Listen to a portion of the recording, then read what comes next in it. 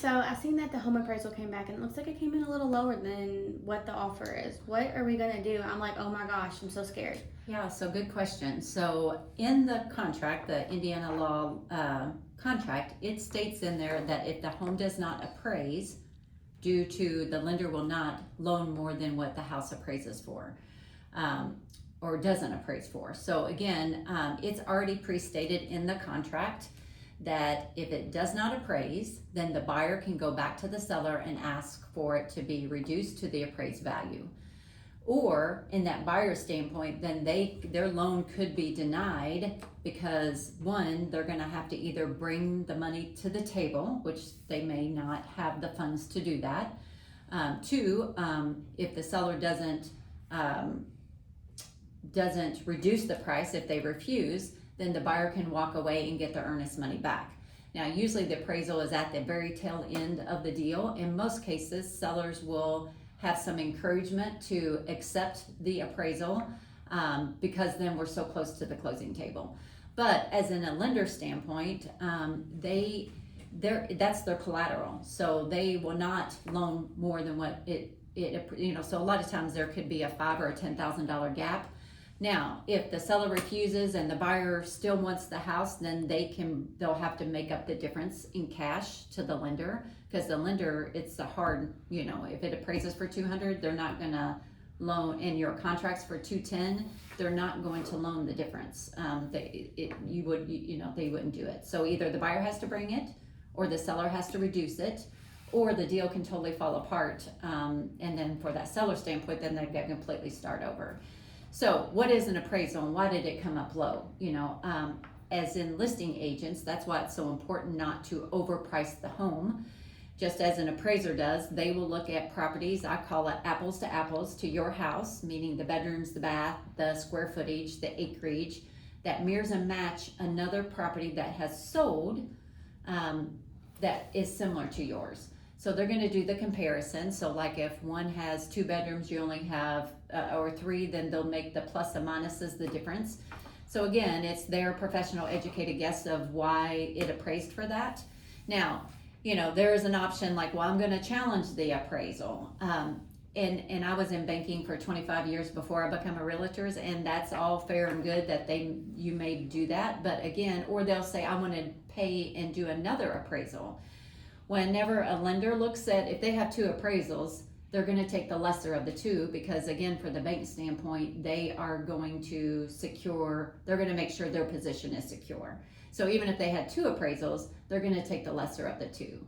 Now, if you challenge, and you got to do that lightly, because you don't want to say, hey, professional appraiser, I don't think you did your job right, so I want you to change and adjust.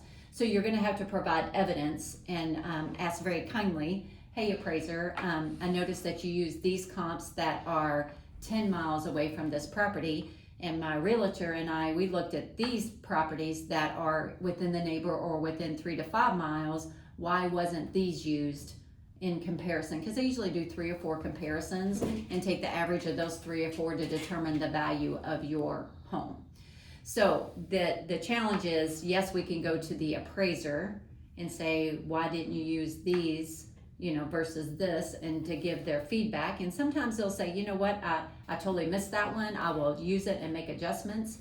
And some will just flat out refuse. Like, I did my job, I turned it in, I don't want to hear anything else. So then that makes, for the buyer standpoint, you got to make that adjustment. You got to make that choice. How bad do you want the home? In most cases, again, like I said, in the contract, it's already pre-stated that the seller needs to reduce to the appraised value if it doesn't appraise. So most cases it's cleaned up. I always just say too, if we make an offer on a house that we feel like it's overpriced, I always tell my buyers that it gets cleaned up in the end, because again, the bank won't lend any more than it appraises for, and for the seller standpoint, you're not going to pay any more than what it appraised for. So usually in that sense, it just kind of cleans itself up at the end. And unfortunately, with you being a seller, that happened. And then the comps that they used, we felt that was suitable for it. And then sometimes we just get caught on the lesser of the end of it not appraising. So have you talked to the other agent? Are the buyers wanting to walk away, or are they open to negotiating this? They do not have any funds to bring to the table, so it's your choices as a seller in certain situations would be you either reduce it to the appraised value or they'll have to walk away. Could you show me what my difference is going to be on that net sheet that you do so well? Yes, so we do an estimated net sheet to show you what the difference is and the adjustments. And there is some adjustments that we can do. Could we go back to the lender and say, hey, can you help compensate this difference as in closing cost? And then, and sometimes we can negotiate with the buyer. If a buyer is willing, like, hey, can we meet in the middle? There's a $10,000 gap. Can you pay $5,000 and I pay $5,000? We can definitely do that, but in some cases the buyers just don't have the funds to bring to the table, and some they do. Well, let's think about this. So this transaction's been pretty easy. The buyers have been good. Their inspection, they really didn't ask for a lot.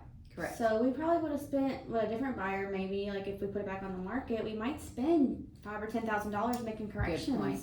So let's go ahead and agree to the appraised value. And So Jen, I do want to follow up on that point. So because as a seller standpoint, if you don't accept this, if you do accept it, we'll probably close within 5 to 7 days from here. Yeah. If you don't accept that, then even if we throw it back on the market and there's no telling. right, if we get an offer even that first week, you still have 30 to 45 days before you close. More monthly expenses that you have to occur during that gap period to get another buyer, and if you're lucky enough to get another buyer that quickly. And inspections might not go as good Correct. the next time. Yep. And they didn't ask for anything on inspections. Exactly. So let's just get it done. Okay.